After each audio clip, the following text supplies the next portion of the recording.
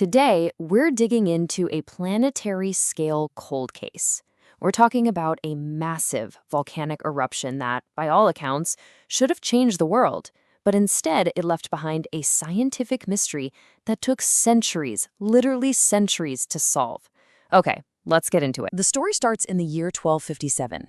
In what we now call Indonesia, a volcano named Mount Samalas just explodes. And I mean, this isn't just any eruption. It was one of the most violent blasts our planet has seen in the last 2,000 years. The scale of it is just staggering to think about. So to give you some perspective, you've probably heard of the Tambora eruption in 1815, right? The one that famously caused the year without a summer? Well, Samalas pumped out twice as much climate-cooling sulfur into the stratosphere. Its plume is estimated to have shot an incredible 43 kilometers straight up into the sky.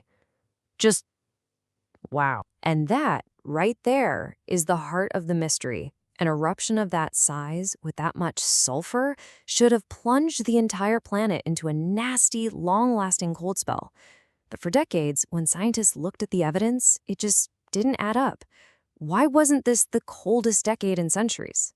What was going on? So you've got this absolutely enormous eruption on one hand.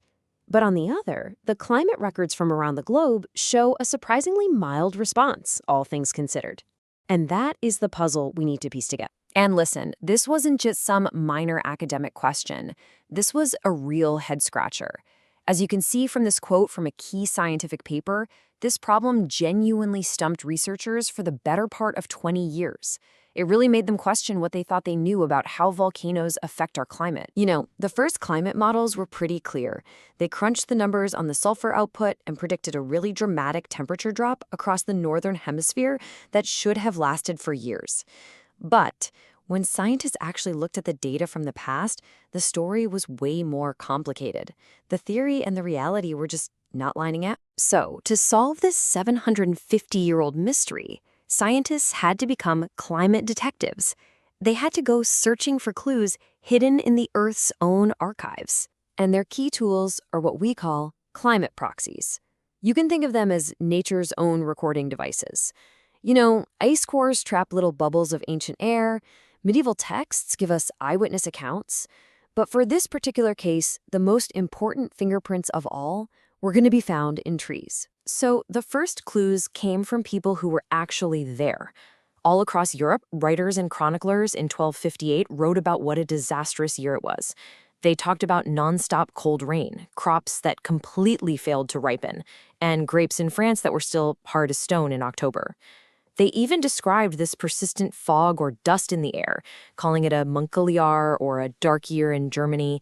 And they noted these really strange, dark lunar eclipses, which is a classic sign of volcanic particles high up in the stratosphere. But, you know, eyewitness accounts can be subjective. To get hard, objective data, scientists turn to tree rings. See, the width and the density of a tree's rings give you a year-by-year record of the growing conditions. It's like having an incredibly reliable thermometer that stretches back for centuries. And this is where they had their big breakthrough. The tree rings showed that the cooling wasn't the same everywhere, not even close. While places like Western Europe and Siberia got hit hard, with temperatures dropping by up to 2 degrees Celsius, other places, like Alaska and northern Canada, were actually warmer than average. The cooling was intense, yeah, but it was really, really patchy. So here's the first huge piece of the puzzle. Samalas didn't cause one single global year without a summer. What it did instead was create a bunch of regional years without summer. This patchiness, or spatial heterogeneity as the scientists call it, explained why the global average temperature didn't fall as much as the models first predicted. But that discovery of patchy cooling just led to another big question. Could there have been a second suspect involved? A different chemical weapon that could have made things much, much worse? This idea became known as the halogen hypothesis. You see, volcanoes don't just spit out sulfur. They can also release things called halogens, gases like chlorine and bromine, and they mess with the climate in a totally different way. Sulfur, it acts like a temporary sunscreen, just blocking sunlight and cooling the surface for a bit. But halogens are like ozone shredders. They can destroy the protective ozone layer, which could lead to a much longer-lasting cooling effect. So here's how that catastrophic scenario could have played out. If Samalas blasted massive amounts of these halogens way up into the stratosphere, they would start these chemical reactions that just rip ozone molecules apart.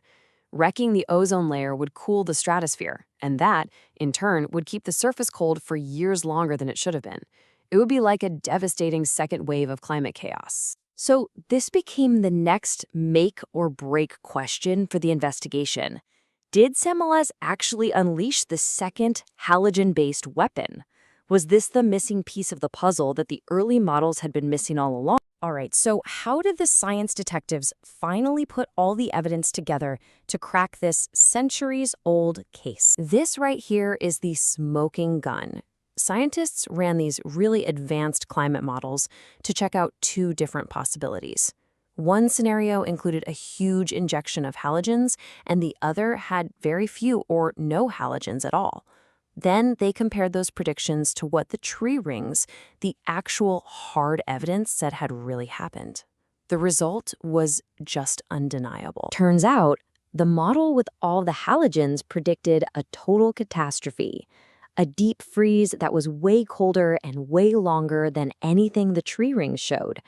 But the reality, the actual cooling that the trees recorded, it lined up almost perfectly with the sulfur-only, low-halogen model. So the halogen hypothesis, as cool an idea as it was pretty much busted by the evidence. And there's one last really important little twist to this story. For a long time, the eruption was blamed for causing terrible famines in places like England and Japan. But when historians looked closer, they found that those food crises had actually started before 1257, thanks to earlier bad harvests. So the volcano's climate chaos was an aggravating factor, sure.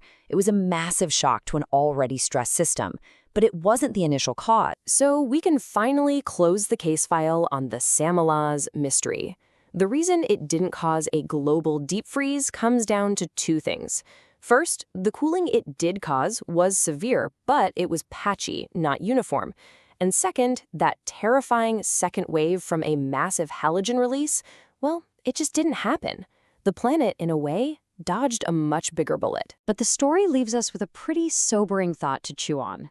The Samalas eruption pushed a fragile 13th century society right to its breaking point. And it just makes you wonder, in our hyper-connected, technology-dependent world of today, what vulnerabilities would a modern super eruption expose? What systems that we rely on every single day would turn out to be just as fragile?